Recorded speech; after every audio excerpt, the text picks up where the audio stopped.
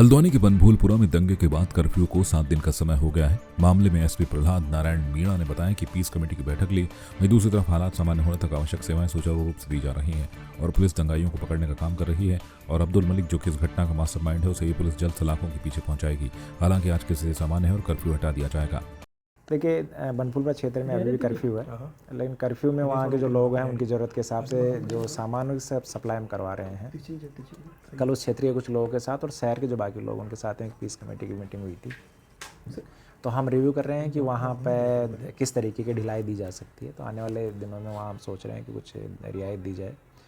और इसके साथ ही जो ऐसे लोग हैं जो इस केस में इन्वेस्टिगेशन में सस्पेक्ट हैं या राडार पर आ रहे हैं, उनकी गिरफ्तारियों के लिए पुलिस जो है अपनी टीमें भेजी हुई है और उनकी दबिश दी जा रही है। रेलवे, बसें और जितना भी संचालन है वो सब कुछ सामान। सर, अब्दुल किस तरह से मामले हैं और क्या है उस मामले में? देखिए, इस अभियुक्त के खिलाफ जो भी मामले पूर्व में दर्ज हैं और उत्तर प्रदेश पुलिस से भी कहीं इस मामले में हम डाटा ले रहे हैं, तो उन सबको भी हम शामिल कर रहे हैं और जो भी पुराने मामले हैं उनका भी एनालिसिस किया जा रहा है कि किस तरीके के वो मुकदमे हैं और उसी के आधार पर उनको योजना में शामिल। अंकिता हत्याकांड के मुख्य आरोपी पुलकित आर्य के वनंतरा रिजॉर्ट में जमीन की खरीद को लेकर जो संशय बना हुआ है वो अब दूर हो गया है। पुलिस जांच में उस संपत्ति अवैध नहीं वैध बताई गई है। वहीं पुलिस का कहना है कि संपत्ति को कुर्क करना संभव नहीं है, क्योंकि प्रशासन ने एसडीएम यमकेश्वर की जांच में पुलकित आर्य की गंगा भोगपुर में 0.334 हेक्टेयर भूमि की खरीद को सही पाया है।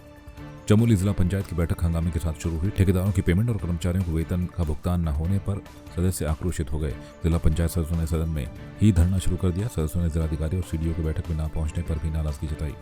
जिला पंचायत की हमारी जो बैठक थी अधिकारी गणों के साथ थी, लेकिन जिस प्रकार से सभी सदस्यों के द्वारा यहाँ पर जब वार्ता हुई है कि कई 2-3 महीने हो चुके हैं कि जिसमें हमारे जिला पंचायत के कई पेमेंट्स अभी तक नहीं हो पा रहे हैं और जो पोर्टल हमारा बंद करा हुआ है, तो निश्चित तौर पे हम जितने भी जिला पंचायत के सम्मानित सदस्य हैं, जब तक हमारी ये मांग पूरी नहीं होगी हम इस जिला पंचायत में भी धरना प्रदर्शन करेंगे, ताकि हमारे जो ठेकेदार हैं या जो जनप्रतिनिधि हमारे काम करते हैं गांव में, अगर उनका पेमेंट अगर नहीं होता तो निश्चित तौर पर हम लोगों के लिए भी क्षेत्र में जाना बहुत मुश्किल हो गया है।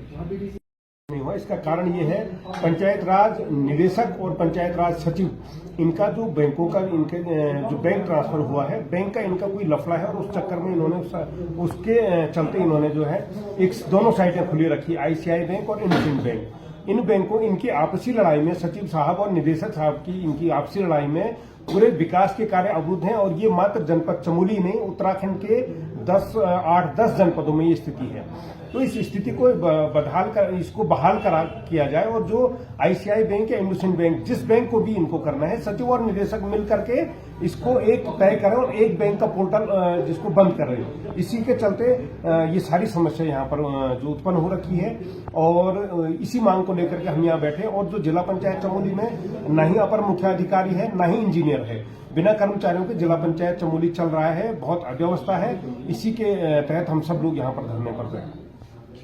गोविंद वल्लभ पंत कृषि एवं प्रौद्योगिक विश्वविद्यालय के मौसम विभाग ने मौसम के पूर्वानुमान को लेकर जानकारी दी है। जीबी पंत विश्वविद्यालय के शोध निदेशक एवं मौसम विशेषज्ञ एएस नैन ने बताया कि इस बार के मौसम का पैटर्न पूर्व की भांति बिल्कुल अलग रहा है। इस बार ठंड देर से आई है और देर तक रही है, जिससे पश्चिमी विक्षोभ थोड़े से देर से सक्रिय हुए हैं, जिससे अब जो कोहरा और बादल छटे हैं, जिससे तापमान में हल्की वृद्धि हुई है, उसके साथ साथ पश्चिमी विक्षोभ है उसकी संख्या भी बढ़नी शुरू हो गई है। इस साल अगर आप देखें कि मौसम का जो पैटर्न है वो थोड़ा सा बाकी वर्षों के मुकाबले अलग रहा है। इस बार थोड़ा ठंड देर से शुरू हुई और देर तक रही।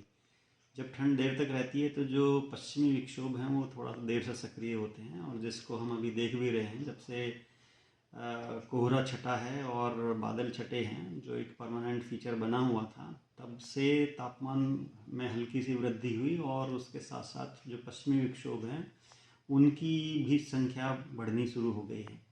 अगर आप आने वाले दिनों की बात करें तो आने वाले दिनों में, अगले 2 दिनों में, आज और कल में मिला के बादल छाए रहेंगे अगर आप बात करते हैं जो मैदानी क्षेत्र है। लेकिन जब आप पहाड़ की तरफ जाते हैं तो जो उच्च पर्वतीय क्षेत्र हैं वहाँ बारिश के साथ साथ बर्फ़ पड़ने की संभावना है। उसमें मुख्यतः जो आपके हायर हिल्स वाले ज़िले हैं, जैसे चमोली हुआ, पिथौरागढ़ हुआ, तो इसमें बर्फ़ पड़ने की संभावना है। बाकी जो आपके प्लेन रीजन है या मिड हिल्स हैं वहाँ बादल तो रहेंगे, लेकिन कोई बारिश की ऐसी कोई संभावना नहीं। थोड़े छींटे कहीं लोकल स्तर पर पड़ जाएं तो वो बात दूसरी है।